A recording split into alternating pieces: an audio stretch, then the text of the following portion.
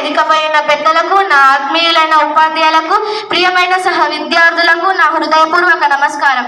జై భారత్. ముందుగా నాకు జన్మనిచ్చిన నా తల్లిదండ్రులకు, నాకు విద్యా బుద్ధులు నేర్పుతూ ఒక మనిషిగా తీర్చిదిద్దిన నా ఉపాధ్యాయులకు నా పాదాభివందనాలు.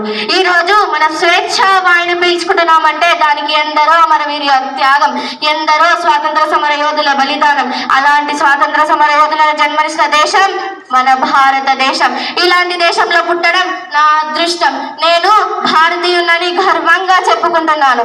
స్నేహితులారా, మన భారతదేశం 5000 సంవత్సరాల చరిత్ర గల గొప్ప నాగరికత, మత భేదాలు తెలియని మానవత సంస్కృతి మనది. ప్రపంచంలో కొన్ని దేశాలు మతాల ఆధారంగా మనుషులని కొలుస్తారు, కానీ మన భారతదేశం మాత్రం మతాలతో కాకుండా మానవత్వంతో చూస్తుంది. అదే మన గొప్పతనం. ఇతర దేశాల్లో ఒక మూల నుంచి ఇంకో మూలకు వెళ్తే చాలు, అక్కడి వాళ్ళంతా ఒకేలా ఉంటారు, ఒకే భాష, ఒకే సంస్కృతి.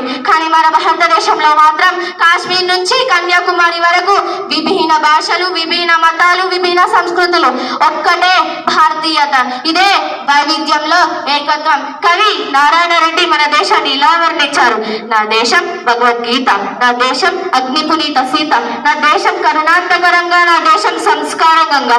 స్నేహితులారా, మనం అందరం భారతీయులమని చెప్పుకుంటున్నాం కదా, ఎంతమందికి మన భారతదేశ చరిత్ర తెలుసు?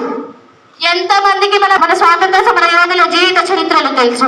అవన్నీ ఏం తెలియదు. సినిమాలో ఒక్క డైలాగ్ వింటే చాలు మనలోని తెలియని ఉత్సాహం ఉప్పొంగిపోతుంది. కానీ దేశం కోసం పోరాడిన భగత్ సింగ్, రాజగురు, సుఖ్దేవ్, గాంధీజీ, మన రాజ్యాంగ నిర్మాత బాబాసాహెబ్ అంబేద్కర్ జీవితాల గురించి తెలుసుకునే ప్రయత్నం చేశామా? అంటరానితనంతో అస్పృశ్యత మధ్య నుంచి వచ్చి యావత్ భారత ప్రజల భవిష్యత్తునే మార్చారు. వీరి నుంచి మనం ఏం నేర్చుకోవాలనేది మనల్ని మనమే ప్రశ్నించుకోవాలి.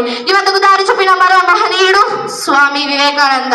ఆయన అన్నారు: ఓ యువకులారా, ఎముకలు కుళ్ళినా సోమరితనంతో జీవించకండి, ఇనుప కండరాలు, ఉక్కు నరాలు, అగ్ని వంటి సంకల్పం కలిగి ముందుకు సాగండి. ఆయన ఈ దేశ యువ నరాల్లో ఆత్మవిశ్వాసాన్ని నింపారు. నేడు మన పశ్చాత్తాపాల వెంట పరిగెత్తుతూ మన లక్ష్యాన్ని మనమే మర్చిపోతున్నాము. మన జీవితాలని మనమే సరిదిద్దుకున్న సమయం ఇది. స్వామి వివేకానంద మళ్ళీ జన్మించాల్సిన అవసరం లేదు. ఆయన చెప్పిన మాటల్లో ఒక్క వాక్యం చాలు మనల్ని మార్చడానికి. మారాలని తమలో నీలో ఉంటే ఆయన ప్రతి యువ హృదయంలోనే జీవిస్తూ ఉంటాడు. ఓ భారత యువత, నువ్వు పుట్టగానే ఒక అపరమైన శక్తి కలవాడివి. ఈ భారత గడ్డపై స్వార్థం కోసం కాదు, సమాజం కోసం పోరాడే యోధుడివి. స్వామి వివేకానంద మాటలో చెప్పాలంటే ముందు నిన్ను నువ్వు సంస్కరించుకో. అందుకే నేను ఈరోజు ఒక ప్రతిజ్ఞ చేస్తున్నాను: నేను నా తల్లిదండ్రులని, గురువులని, పెద్దలని గౌరవిస్తాను. సోషల్ మీడియాకు బానిస కాకుండా జ్ఞానం పెంపొందించే వాటిని స్వాధీనం చేసుకుంటాను. నా చదువు ద్వారా నా కుటుంబాన్ని, నా దేశాన్ని, నా సమాజాన్ని ఉపయోగపరుస్తాను.